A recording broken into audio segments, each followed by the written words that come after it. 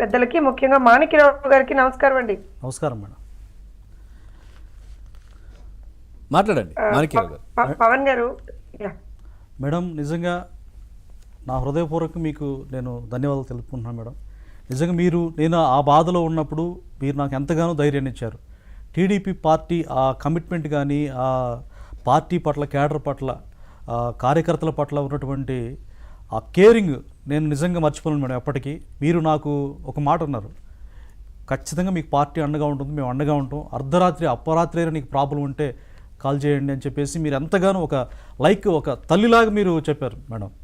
నిజంగా అట్లాంటి పార్టీలో ఒక కార్యకర్తగా ఉండటం ఒక ప్రౌడ్గా ఫీల్ అవుతున్నాం మేడం. నిజంగా నేను ఎప్పుడు కూడా చూడలేదు మేడం ఇట్లాంటి రాజకీయాలంటే ఏదో అనుకున్నాం, కానీ ఒక రాజకీయ పార్టీ ఇంత కేరింగ్ ఉంటుందా తన కుటుంబం పట్ల, రాజకీయ కుటుంబం పట్ల అని చెప్పేసి మీరు స్పెషల్గా నా పట్ల ఉన్న కేర్, మీ బిడ్డల పట్ల ఎట్లాంటి కేర్ ఉందో, ఒక పార్టీ కార్యకర్తనైనందుకు నా పట్ల కూడా మీరు అట్లాంటి మీరు కేరింగ్ చూపించడం నిజంగా వన్స్ అగైన్ మీకు ధన్యవాదాలు. జ్యోత్స్న గారు, మీరు నిన్న మధ్యాహ్నం కూడా మాణిక్యరావు గారికి అంటే ఎట్లాంటి ఇబ్బంది ఉన్నా పార్టీ అండగా ఉంటుందని చెప్పారు. అట్లాగే నిన్న రాత్రి ఏదైతే మాణిక్యరావు గారు మా డిబేట్లోనే మాట్లాడారు, తనకు ఉన్నటువంటి సమస్య, ఈ పిన్నెల్లి బ్రదర్స్ వల్ల తను పడ్డ ఇబ్బందులు, ఈ నేపథ్యంలో మీ పార్టీ అధ్యక్షుల వారు కూడా నిన్న రాత్రి ఆయన కాల్ చేసి ధైర్యం చెప్పారంట.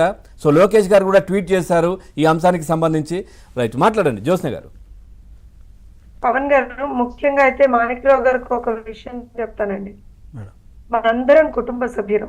ఇవాళ రోజున మీరేదో మీ స్వార్థం కోసమో లేకపోతే ఎవరి స్వార్థం కోసమో పనిచేయట్లేదు. ఒక సోదరులుగా మీకు నిజంగా కూడా ఫస్ట్ ఆఫ్ ఆల్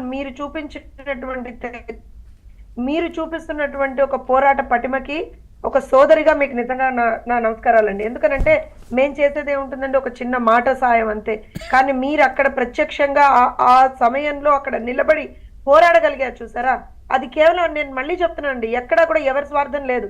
కేవలం ప్రజల కోసం, రాష్ట్రం బాగుపడాలి, రాష్ట్రంలో ఒక మంచి పాలన రావాలి అని చెప్పి మీరు చేసేటువంటి ప్రయత్నానికి నిజంగా హ్యాట్స్ ఆఫ్.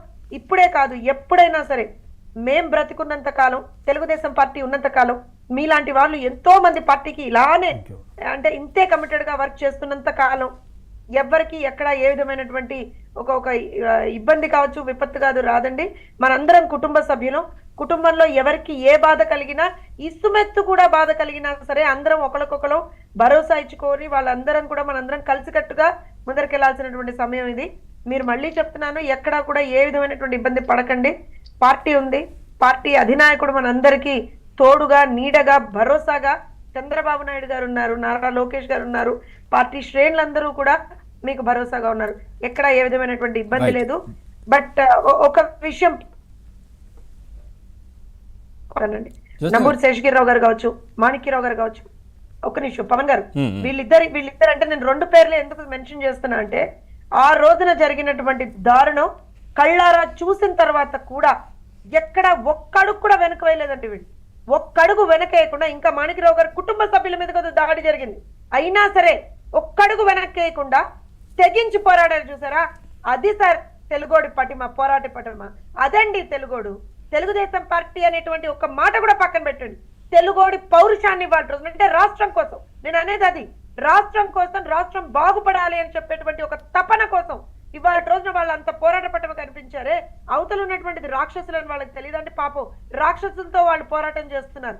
ఆ రాక్షసులతోటి వాళ్ళు ఇవాళ రోజున వాళ్ళకి ఎదురొడ్డి పోరాటం చేస్తున్నారు. నిజంగా ఇలాంటి వాళ్ళండి నేను చెప్తున్నాను, బార్డర్ లో సైనికులు ఎట్లా అయితే దేశాన్ని కాపాడుకోవడం కోసం పోరాటం చేస్తున్నారో, ఇలాంటి మా సైనికులు ఇవాళ రోజున రాష్ట్రాన్ని కాపాడుకోవడం కోసం పోరాటం చేస్తున్నారు. ఒకటే చెప్తున్నాం పవన్ గారు, ఎవడు ఎన్ని రకాలైనటువంటి ఆటంకులు సృష్టించినా సరే తగ్గేదే లేదు.